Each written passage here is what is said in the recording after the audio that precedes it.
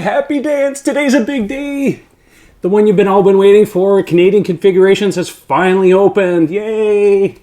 Now, just to keep in mind here, it's for current owners. There's not as many Model S's and X's in Canada, so I expect it to open fairly quickly for those of you who are not a current owner, so don't panic. But anyways, without further ado, I'm going to dig into the configurator and show you all the options and the pricing. So here we go. Well, here we are. We're logged into our Tesla account, and you can see here I have two cars. We're not going to be clicking on the X. We are interested in the Model 3. So all you have to do is click Manage, and then this will bring up your Model 3 is ready to be designed. Now, as a current owner, this is the screen that you get when your reservation number finally comes up to the open public. You will get the same thing. We're going to get into the configurator here, and if you remember, I did a video last year, July 1st I think it was, and I gave you a sneak peek of what the configurator will look like by using the Model S and the Model X configurator that was kind of hidden. Well, sure enough, that's exactly what the Model 3 configurator looks like. So I'm just gonna jump in here and take a look. Really, it's the same thing as the configurator that's found in the US. Of course, the only changes here are prices. So here's what's currently happening right now. The only thing you can configure at this point is the first production car. And as we had revealed some time ago, the base price on the Model 3 is $45,600 Canadian. If you've done a reservation, obviously, you get a $1,000 credit towards that. And the only thing you can choose right now is the long-range battery at 499 kilometers. That's $11,900. The premium upgrades is required as far as first production is concerned, so that's $6,600. Your total outgoing price right now is $64,100 minus the $1,000 credit, of course, and now it's $63,100. Delivery, it looks like to be in 4 to 6 weeks, so it looks like we should be seeing them very shortly, sometime between April and May. Now, the other one here is the coming soon option. If you're not ready to order the first production car, you have two choices. You can wait for the base vehicle, which is $45,600. That's going to be early 2019, and that's pretty much across the board for North America. Tesla is really trying to concentrate on getting the higher profit cars out first because they need to recoup some of that R&D and capital costs for the car. So that's why you're going to have to wait. We'll talk about incentives a little bit later and what that means. And then the other option here is the dual motor all-wheel drive option. That is going to be sometime mid-2018. So that could be, anytime June, July timeframe for that. So your two choices are get started or hold my place. If you click hold my place, it just says, okay, fine, I'll wait a little bit. But it doesn't mean that you can't go back and reconfigure. If you change your mind, you can come back to the screen and click get started and start configuring. We all know what the standard features are. I'm really not going to bother anybody with that because we all know what the situation is with that. So let's just click into get started and we'll start digging around. And like I said before, the configurator is exactly the same as the US. Over here on the right hand side, you have your base black color, which is included. That is free. Every other color is a standard $1,300 Canadian price. And your wheel options, you have your 18-inch aero wheel covers, and the sport wheels, 19-inch, $2,000. So that's your option. I know I get a lot of questions on Twitter, which wheels do I recommend? I'll be honest, I actually recommend the 18s. And the reason is $2,000 is a lot of money to spend on a 1-inch upgrade in rubber. You can actually get much nicer wheels and stuff aftermarket, for less money than that. So, you may want to keep the 18s and put some winter tires on that or something like that for the winter, and then maybe if you want, upgrade to say 19 or 20 aftermarket. It's much cheaper. That's my recommendation, but your mileage may vary. All right, so let's just pick here. I don't know what color I like. Midnight silver is pretty popular right now. Let's just stick with this for now. By the way, I'm not ordering a car right now. We've decided to hold off until we figure out what we're going to be doing as far as a second car is concerned. But I'm still keeping the reservation. All right, so we're going to go to the next step here. Here's your drivetrain. Well, right now, the only thing you can pick is the long-range battery. The standard battery, I can't click on anything. It's not switching anything. Same thing with the drivetrain right now. It is rear-wheel drive only. The dual motor drive is coming in mid-2018. You can click on Notify Me here if you want, so that you get notified whenever the standard battery and the other options become available. The other motor, by the way, will sit up in here. And we don't know what the details are on the front motor. To me, it looks like, I've seen the other graphics floating around. It looks like the standard motor here in the back is just flipped and put in the front. But hey, we'll have to wait and see what that happens there. So there's your 499 kilometer range, 225 kilometer an hour top speed. Who cares, because you can't drive that speed legally. 5.4 kilometers. We know that the speed officially on the car, as tested by others, is much lower than this. It's actually 6.67. Well, it's 100 kilometers. So in US at 60 miles an hour, it's 4.667. Oh wait, so let's get in and look at the interior. Well, as you know, the premium interior right now is the only thing you can choose. It's a $60 to $600 options, and gives you the premium heated seats throughout, included the rear heated seats. We know this for a fact now because the software updates come out, and you can now turn on the seat heaters in the back. You get 12-way power adjustable front seats, the steering column, side mirrors, custom driver profiles. The premium audio system. This is really nice, by the way. The premium audio system in the Model 3 is amazing. It's really good. Tinted glass roof with ultraviolet and infrared protection. Now, just to be clear here, because I'm still getting questions on this, what they're talking about is this section over the driver and the passenger. This is what is currently glass. This large back piece of glass here is standard on all of the cars. So when they say this may change for a standard car, it's this section right here.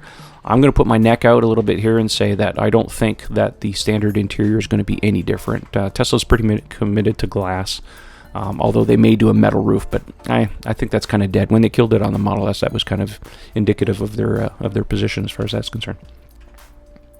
All right, moving along, we have auto-dimming, power-folding heated side mirrors. That's kind of standard. LED fog lamps, center console. And it does say compare the standard interior, so let's go on that and take a look here. 15-inch touchscreen, dual-zone climate control system, FM internet streaming radio, textile seating, center console. So you can see here that they don't make mention of some of the other stuff, but it doesn't mean it can be put on there later. Is because Tesla marketing kind of does this sometimes to get you to look at the options and stuff. The textile seating, we'll have to wait and see, but I believe it may be similar to the same fabric that's on the standard interior. If you look at a Model S or an X, sometimes it's kind of hard to find those cars because most people own them with the premium interior. But if you can find one of those cars, take a look at it. All right, let's take a look at autopilot next. So you have two choices, enhanced autopilot and full self-driving capability. Both of these are options. You're not required to take these as part of the car. You can upgrade later on. It is a software update away in your account, but you are going to pay a premium. So it's $6,600 for EAP, but $7,900 if you do it after delivery. This, if you can afford it, is the best place other than a battery to put your money. Autopilot is truly amazing. If you want to see, I just did a comparison video between the previous version of Autopilot and the new one that just came out. Huge improvements. Highly recommended. And then your other option here is full self-driving capability. That is $4,000 or $5,300 if you get it after you purchase the car. This I'm torn up about. It's not here yet, so I can't see spending this kind of money for something that's not here yet. Some of you may decide to do that and build it into the finance cost of the car. You can certainly do that if you want. Otherwise, it's cash out of hand later on. So this is something up to you if you want to do. Again, it's a software upgrade. You can do it later. Let's talk about the standard autopilot features. Because some people were asking about this stuff. You do get automatic emergency braking as part of the car. You do not, you don't have to buy enhanced autopilot to get that. You do get a front collision warning and side collision warning. So these are the standard safety features on all of the cars, irrespective if you get autopilot or not. All right, lastly, let's go over to the payment options.